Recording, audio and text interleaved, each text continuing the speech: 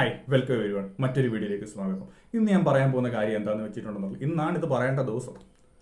കാര്യം എന്താണെന്ന് വെച്ചിട്ടുണ്ടെന്നുള്ളത്, ഇന്ത്യയിൽ ഒരു മെയിൻ ഇവന്റ് നടക്കുന്നു. പോട്ടെ, ഇപ്പോൾ ഒരു ഇലക്ഷൻ തന്നെ നമുക്ക് ഉദാഹരണം എടുത്തേക്കാം. അടിപൊളിയല്ലേ?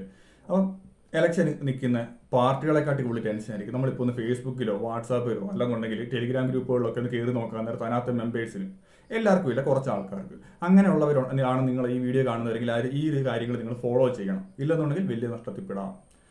കാര്യം നിങ്ങളുടെ സൈക്കോളജി ശരിയാക്കിയില്ലെന്നുണ്ടെങ്കിൽ ഒരു കാലത്തും നമുക്ക് മുന്നോട്ട് പോകാൻ പറ്റത്തില്ല. നഷ്ടമൊക്കെ ഉണ്ടാവും, എല്ലാവർക്കും നഷ്ടം ഉണ്ടാവും. പക്ഷേ ഫേസ്ബുക്ക് ഗ്രൂപ്പുകളിലൊക്കെ നിങ്ങളൊന്ന് കയറി നോക്കിയോ, ഒരു മെയിനായിട്ടുള്ള ഇവന്റ് ദിവസം ഇന്ന് നിഫ്റ്റി ഇടിയുമോ, ഇന്ന് കരടി ഇറങ്ങുമോ, അതോ മറ്റേ ബുള്ള് വരാൻ ചാൻസ് ഉണ്ടോ? ഏതാണ്ട് സൂയിലുള്ള ജോലി ചെയ്യുന്നവനെക്കാട്ടി കൂടുതൽ ടെൻഷനാണ്. കരടി ഇറങ്ങുമോ, അല്ലെങ്കിൽ മറ്റേ ഈ വലിയ കാട്ടിലൊക്കെ നിൽക്കുന്നവർക്കാട്ടി ടെൻഷനാണ്. കരടി ഇറങ്ങുമോ, പുലി ഇറങ്ങുമോ എന്നൊക്കെയുള്ള ടെൻഷനാണ്. അല്ലെങ്കിൽ ബ്ലഡ് ബാത്ത് നടക്കുമോ? ഒന്ന് ആലോചിക്കുക, എന്തുകൊണ്ടായിരിക്കും? ഞാൻ അവരെ കുറ്റമായിട്ട് പറയുന്ന ഒരു കാര്യമല്ല. അവരെന്തിനാ ഈ ടെൻഷൻ അടിക്കുന്നത്? നിങ്ങൾ നല്ലൊരു ട്രേഡർ ആകണമെന്ന് പറഞ്ഞിട്ടല്ലേ വരുന്നത്? എന്തിനാണ് ഒരു ഇവന്റ് വരുമ്പോഴത്തേക്ക് ടെൻഷൻ ആകുന്നത്? ഇത്രേ ഉള്ളൂ. നിങ്ങൾ നല്ലൊരു ട്രേഡർ അല്ലെങ്കിൽ നിങ്ങളൊരു ക്വാളിറ്റി ഉള്ളൊരു ട്രേഡർ എന്ന് കാണുന്ന ഒരാൾ ഇങ്ങനത്തെ പോസ്റ്റ് ഇടുവോ? ഒരിക്കലും ഇടത്തില്ല. കാരണം ഈ പുലി ഇറങ്ങുമോ കരടി ഇറങ്ങുമോ എന്നൊന്നും പറഞ്ഞിട്ട് ആരും പോസ്റ്റ് ഇടത്തില്ല. കാര്യം എന്താ? എല്ലാവരും പൈസ, ഈ പറയുന്ന ഞാനും ട്രേഡിങ് വരുമ്പോൾ എന്തോടാ നിരിങ്ങമ്മത്ത് ഇച്ചിരി വെറുതെ ഇരിക്കും, ഇച്ചിരി സെർവറൊക്കെ എന്നാൽ ഇച്ചിരി പൈസ കൊടുത്തേക്കാന്ന് വെച്ചിട്ടാണോ? അല്ല, എല്ലാവരും ലാഭം ഉണ്ടാക്കാൻ വേണ്ടി തന്നെയല്ലേ വരുന്നത്. നമ്മൾ ഫോമോയെ പറ്റി ഒരു വീഡിയോ ചെയ്തിട്ടുണ്ട്, കണ്ടിട്ടില്ലാത്തവരൊന്ന് കണ്ടു നോക്കാം. അതിൻ്റെ ചെറിയൊരു വേർഷനാണ് നമ്മൾ ഇതിനകത്ത് പറയുന്നത്.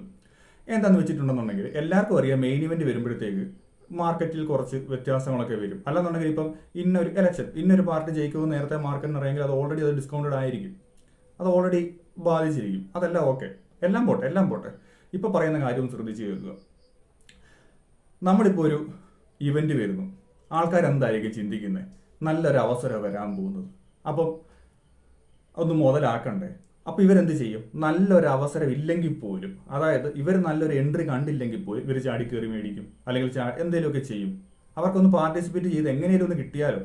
അവിടാണ് ട്രേഡിങ് ഗ്യാംബ്ലിംഗ് ആയിട്ട് മാറുന്നത്. ട്രേഡിംഗ് എന്ന് പറയുമ്പോഴത്തേക്ക് നമ്മൾ പഠിച്ച് നമ്മുടെ സബ് ചെയ്തേക്കുന്ന നിങ്ങൾ കാണുന്നവരാരൊക്കെയാണ്? നമ്മുടെ ഫാമിലി മെമ്പേഴ്സ് പഠിക്കണമെന്ന് ആഗ്രഹം ഉണ്ടായിട്ട് തന്നെയല്ലേ വീഡിയോ കാണുന്നത്? ശരിയല്ലേ? നിങ്ങൾ പഠിക്കണമെന്ന് ആഗ്രഹം ഉണ്ടായിട്ട് തന്നെയല്ലേ വന്നേക്കുന്നത്?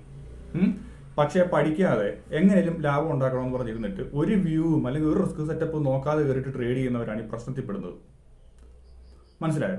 വലിയ ട്രേഡർമാരെന്ന് പറയുന്നത്, വലിയ ട്രേഡർമാരെന്ന് പോട്ടെ, ഇച്ചിരി നല്ല ഓക്കെ ആയിട്ടുള്ള നല്ലൊരു ട്രേഡർ എന്ന് പറയുമ്പോഴത്തേക്ക് അയാൾ ഇപ്പോൾ ചെറിയൊരു എമൗണ്ട് ഉണ്ടാക്കുന്നവനായിക്കോട്ടെ, അല്ലെങ്കിൽ വലിയൊരു എമൗണ്ട് ഉണ്ടാക്കുന്ന നല്ലൊരു ട്രേഡർ എന്ന് പറയുമ്പോഴത്തേക്ക് അവൻ എപ്പോഴും റിസ്ക് സെറ്റപ്പ് നോക്കി, കൃത്യം മണി മാനേജ്മെന്റ് എല്ലാം നോക്കി, ഫുൾ സ്ട്രിക്റ്റ് ആയിട്ട് സ്റ്റോപ്പ് ലോസും പാലിച്ച് അവൻ്റെ വ്യൂ കറക്റ്റ് ആണെങ്കിൽ മാത്രമേ എൻട്രി എടുക്കത്തുള്ളൂ. പക്ഷേ ഇതിൽ പാർട്ടിസിപ്പേറ്റ് ചെയ്യാൻ വേണ്ടി എങ്ങനെയുള്ള ഗ്യാംബ്ലിംഗ് മൈൻഡ് ഉള്ളവർ ആണ് ഈ പ്രശ്നത്തിൽപ്പെടുന്നത്. ഇതിനു മുമ്പ് മെയിൻ ഇവന്റ് നടന്നിട്ടില്ലേ? ഈ മെയിൻ ഇവന്റ് നടന്നിട്ട് പങ്കെടുക്കാത്ത എത്രയോ പേര് കാണും. ആ ഒരു മെയിൻ ഇവന്റ് ഇപ്പോൾ ഒരു തിങ്കളാഴ്ച ആണെന്നുണ്ടെങ്കിൽ ബുധനാഴ്ച തൊട്ട് ട്രേഡിംഗ് പഠിച്ചു തുടങ്ങിയ ആൾക്കാരില്ല. എന്ന് വെച്ചാൽ തിങ്കളാഴ്ച അവർ പങ്കെടുക്കാൻ പറ്റിയില്ലെന്ന് പറഞ്ഞിട്ട് ഇവർക്ക് എന്തെങ്കിലും പറ്റിയോ? ഇല്ല. അതെന്തുകൊണ്ടാണ്? അത് മാറ്ററല്ല, നിങ്ങളുടെ വ്യൂ ആണ് മാറ്റർ. നിങ്ങളുടെ വ്യൂ കറക്റ്റ് ആണെന്നുണ്ടെങ്കിൽ നിങ്ങൾ നന്നായിട്ട് പഠിക്കുക. നിങ്ങളുടെ വ്യൂ കറക്റ്റ് ആണെന്നുണ്ടെങ്കിൽ കൃത്യമായിട്ട് സ്റ്റോപ്പ് ലോസ് പാലിച്ച് കൃത്യമായിട്ട് നിങ്ങളൊരു എൻട്രി എടുക്കണം. കാരണം ആ ഒരു സാധനം അവസരം കിട്ടിയില്ലെന്നുണ്ടെങ്കിൽ ചാടി കയറിയില്ലെങ്കിലും ഷെയർ മാർക്കറ്റ് ഇഷ്ടം പോലെ അവസരം കൊണ്ട് തരത്തില്ലേ? ഉറപ്പായിട്ടും തരും. അപ്പോൾ നിങ്ങൾ എന്താ ചെയ്യേണ്ടത്? ഇത്രയും ചെയ്താൽ മതി. ജസ്റ്റ് ഒന്ന് വെയിറ്റ് ചെയ്യുക.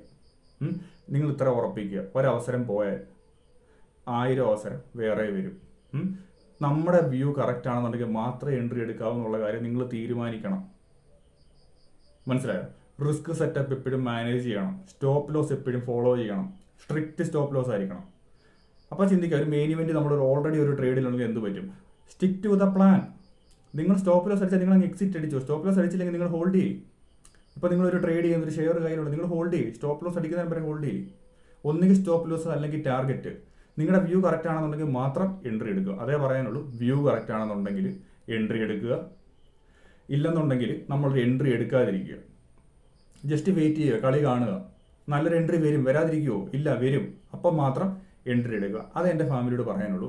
ഏത് മെയിൻ ഇവന്റ് ആയിക്കോട്ടെ, എന്തും ആയിക്കോട്ടെ, നിങ്ങളുടെ വ്യൂ കറക്റ്റ് ആണെന്നുണ്ടെങ്കിൽ മാത്രം, നിങ്ങൾ പഠിച്ചത് നിങ്ങൾക്ക് അപ്ലൈ ചെയ്യാൻ പറ്റുന്നുണ്ട്, നിങ്ങളുടെ ഈ സ്റ്റോപ്പ് ലോസ് അല്ലാതെ നിങ്ങളുടെ റിസ്ക് സെറ്റപ്പ് എല്ലാം കറക്റ്റ് ആണെന്നുണ്ടെങ്കിൽ മാത്രം എൻട്രി എടുക്കുക. മനസ്സിലായല്ലോ? നല്ല എൻട്രി നിങ്ങളുടെ ഒരു വ്യൂവിൽ വന്നിട്ടുണ്ടെന്നുണ്ടെങ്കിൽ മാത്രം എൻട്രി എടുക്കുക.